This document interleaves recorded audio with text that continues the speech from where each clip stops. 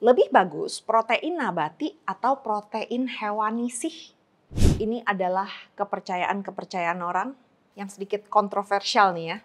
Apa yang akan aku bahas sedikit kontroversial, but I hope kalian bisa menangkap intisari dari message ini. Jangan tersinggung ya.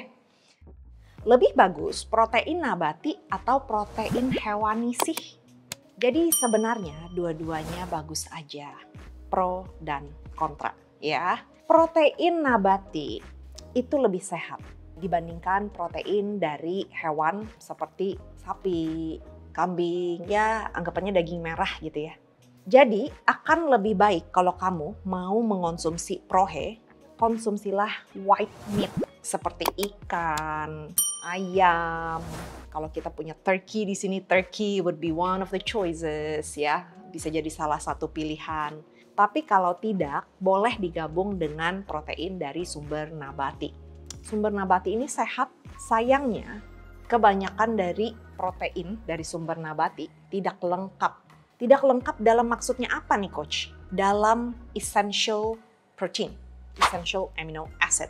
Jadi ada 9 essential amino acid yang tidak bisa diolah oleh tubuh kita. Dan itu harus diasup dari makanan-makanan yang kita makan setiap harinya. Protein hewan mempunyai ke-9 essential amino acids ini. Tapi tidak semua protein nabati. The only, satu-satunya protein nabati yang mempunyai semua 9 essential amino acid ini adalah kedelai. Yang lainnya enggak. Loh, jadi nggak bagus dong coach? Bukannya nggak bagus. Sisa dicampur aja. Yang satu punya A, C, B, G. Yang satunya punya misalnya D, E, F, H, campur biar lebih lengkap. Jadi sisa pencampuran, pemperingan, dan itu akan menjadi lengkap protein nabatinya. Jadi nggak ada yang bagus, nggak ada yang jelek, sisa kamu pilih aja. Kamu mau dari sumber nabati atau sumber hewani?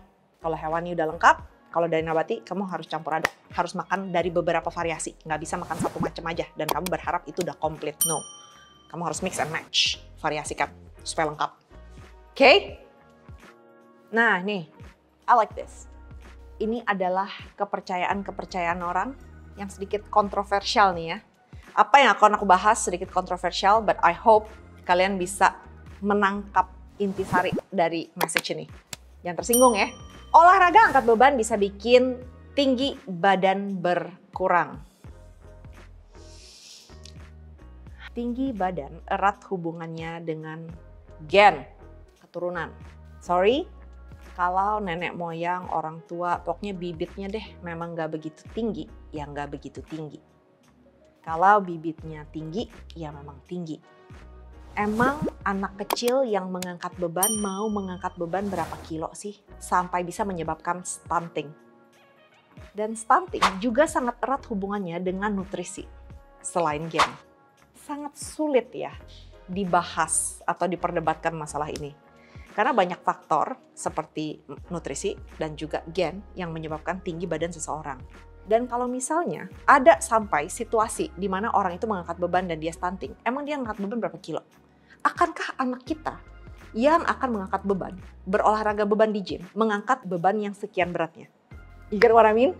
Jadi menurut aku, olahraga mengangkat beban tidak akan menyebabkan atau mempengaruhi tinggi badan seseorang. Yang dipengaruhi oleh gen, nutrisi mereka, dan kecuali mereka memang mengangkat beban yang kayak sampai gak masuk akal gitu ya, yang sangat berbahaya untuk diri dia sendiri. Stunting would be the last thing yang bakal aku worry, yang bakal aku khawatirkan. Justru aku akan mengkhawatirkan keselamatan dia dulu mengangkat beban segitu berat. Jadi menurut aku sedikit irrational untuk memikirkan sampai segininya. Banyak hal, bukan hanya mengangkat beban yang bisa mempengaruhi itu. It's just my opinion, okay?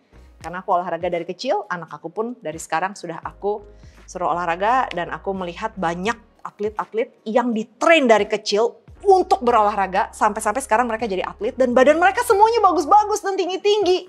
All those power lifters badannya keker-keker. Ya tentunya ada yang lebih pendek, ada yang lebih tinggi. Tapi bukan berarti weightlifting menyebabkan seseorang untuk menjadi pendek. Ngerti nggak maksudnya? Intinya itu ngerti ya.